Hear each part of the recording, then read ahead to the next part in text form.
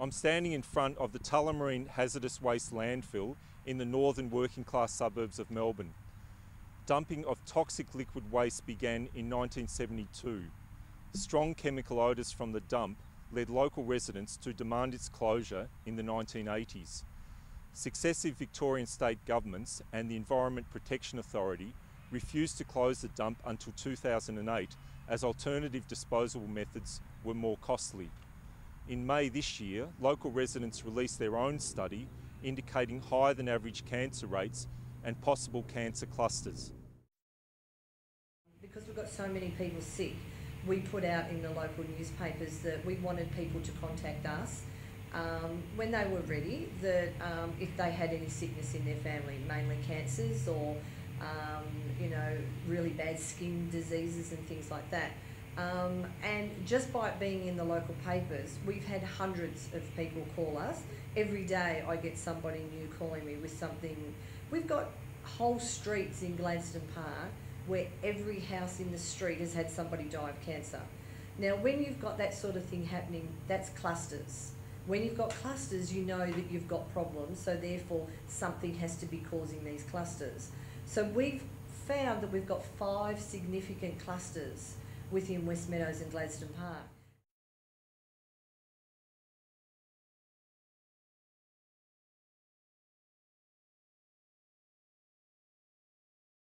The nearest street is Wright Street. A lot of people on Wright Street have died, and they're the houses that actually face the dump. And a lot of really strange cancers of people that have died that lived on Wright Street. Even I was down there and walking door knocking, and I had a lady approach me that she used to let her dog run in the creek, and it had pups. The pups were all born malformed. And that's not just an isolated case. Since that one, I've had 3 or 4 people say their dogs were running in the creek and they've developed some really strange, skin disease, or the pups were all dead. Our children play in the creek.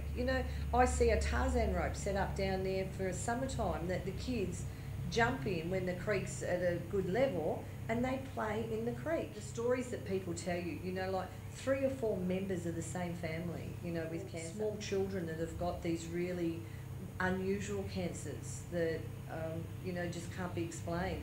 And so much so that when one of the parents went to the children's hospital and was in the waiting room, they all got talking, and so many of them were from the same area. And the nurse said to them, "Oh, we have a lot of cases from Gladstone Park, all with a similar cancer."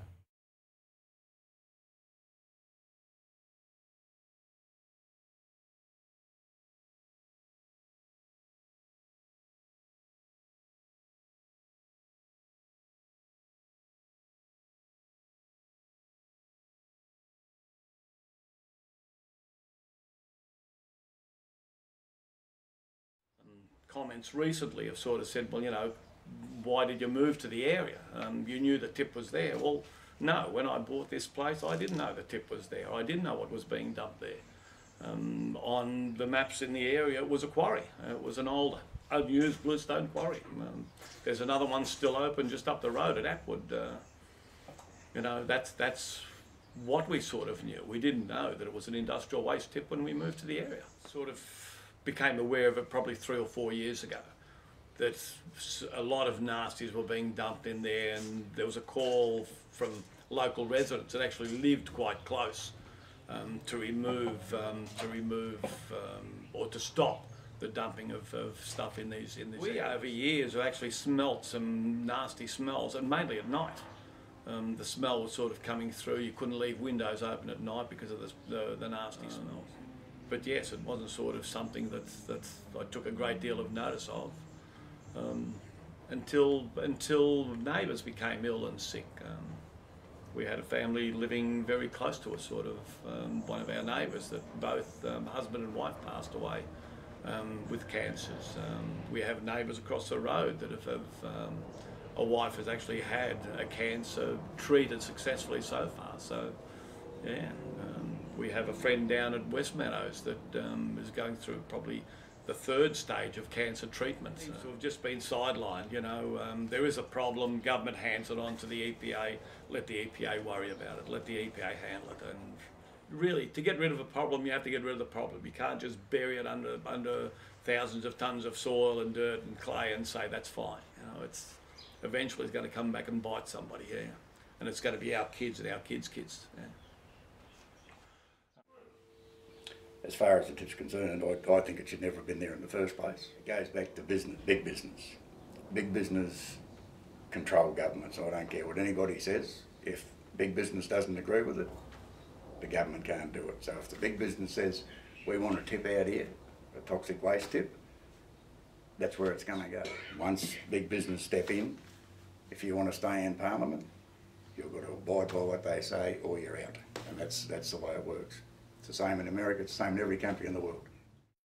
Well, money shouldn't even come into it. You know, hello, these people have been poisoning us for how many years? I don't care if it costs them $1 billion. They will clean it up and have it back to what it was before they moved in. You know, they've not only ruined the site for future use, but they've also poisoned so many people in doing so. So, you know, I don't care how much money it costs, they need to clean it up. You know, the EPA has been totally negligent in this. The EPA is, my understanding, EPA stands for Environment Protection. Where's the protection? They haven't been out there looking after us. You know, I've had to alert them so many times to things that I've seen going on at the dump. That shouldn't be my role. The EPA needed to be proactive and needed to be there. You know, they're in bed with these big companies. You know, it's just not the Labor government, it's the Liberal government, and all of them. I mean, they're all as bad as one another. I can tell you right now, I mean, the Labor government have not wanted to know us.